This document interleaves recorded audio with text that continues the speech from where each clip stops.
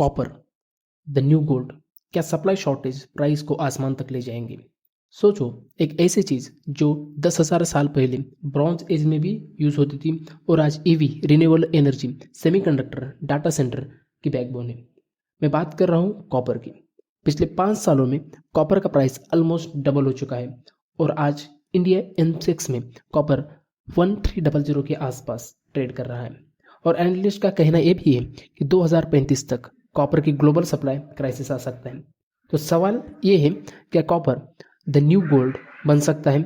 आज की इस वीडियो में हम बात करेंगे कॉपर की डिमांड कहाँ जा सकती है, कौन सी कंट्री इस प्रोडक्ट प्रोड्यूसर और कंज्यूम करती है, चाइना का कितना कंट्रोल कॉपर मार्केट के ऊपर है, सप्लाई चेन में बॉटलनेक क्या है और ये सब मिलकर कॉपर के प्राइस को कहाँ तक ले जा सकते हैं।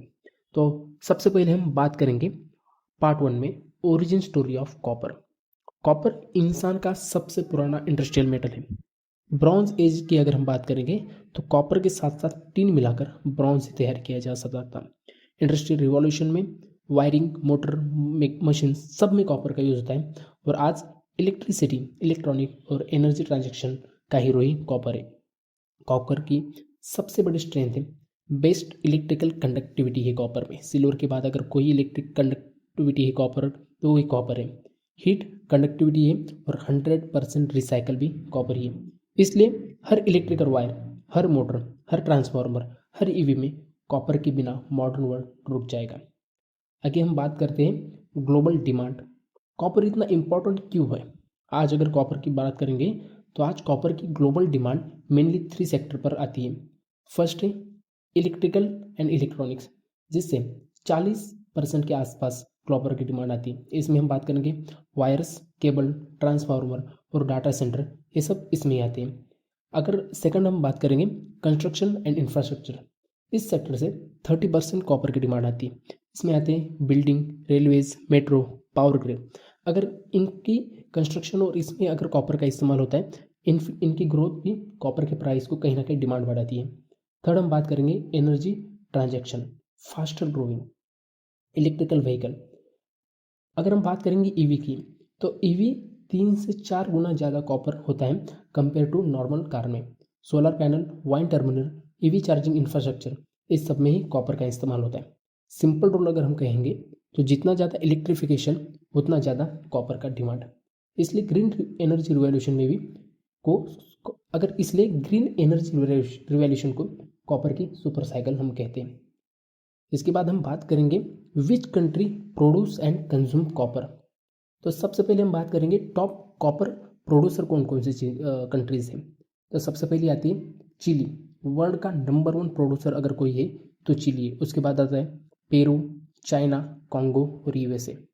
उसके बाद अगर देखेंगे तो चिली और पेरू मिलकर 30% ग्लोबल सप्लाई ये 2 ही कंट्री करते हैं।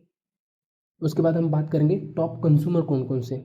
तो चाइना नंबर 1 कंज्यूमर है जो 50% से भी ज़्यादा कॉपर का कंजम्पशन करता है। चाइना के बाद आता है यूएसए, यूरोप और उसके बाद आता है India, fast growing country. India का कॉपर कंजम्पशन अभी कम है लेकिन इंफ्रास्ट्रक्चर और ईवी पुश के साथ डिमांड एक्सप्लोड हो सकती है, जो अभी होती हुई देखने को हमें मिल रही है। उसके बाद हम बात करेंगे चाइना का कॉपर मार्केट पर कितना कंट्रोल है। ये सबसे इंपॉर्टेंट पार्ट है। चाइना वर्ल्ड का 50% से भी ज़्यादा का कॉपर कंजम्पशन करता है। रिफाइनिंग एंड स्मेल्टिंग कैपेसिटी में भी चाइना ही लीडर है।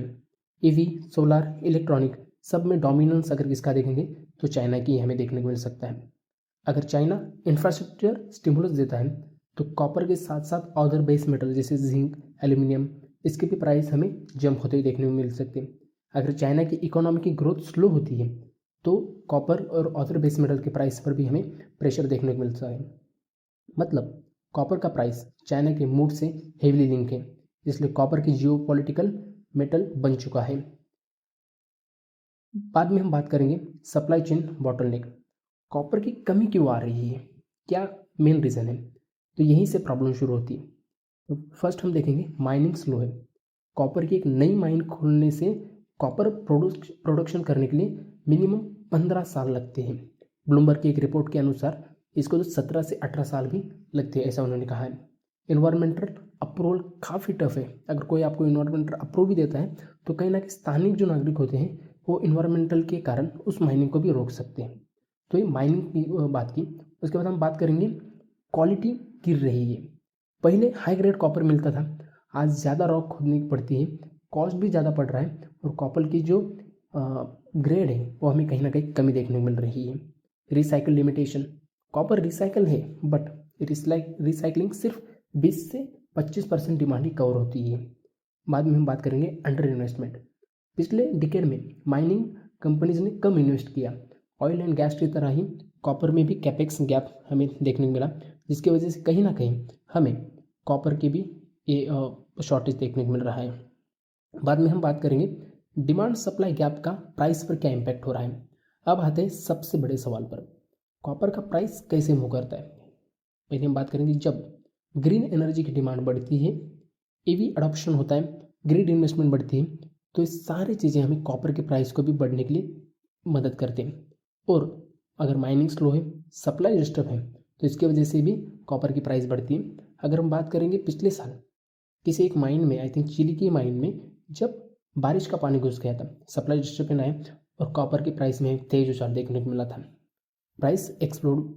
इसीलिए एनालिस्ट कह रहे हैं 2030-2035 के बीच मेजर सप्लाई शॉर्टफॉल आ सकता है, कॉपर प्राइस न्यू हाई भी बना सकते हैं। इसलिए कॉपर को लोग कह रहे हैं कि न्यू गोल्ड।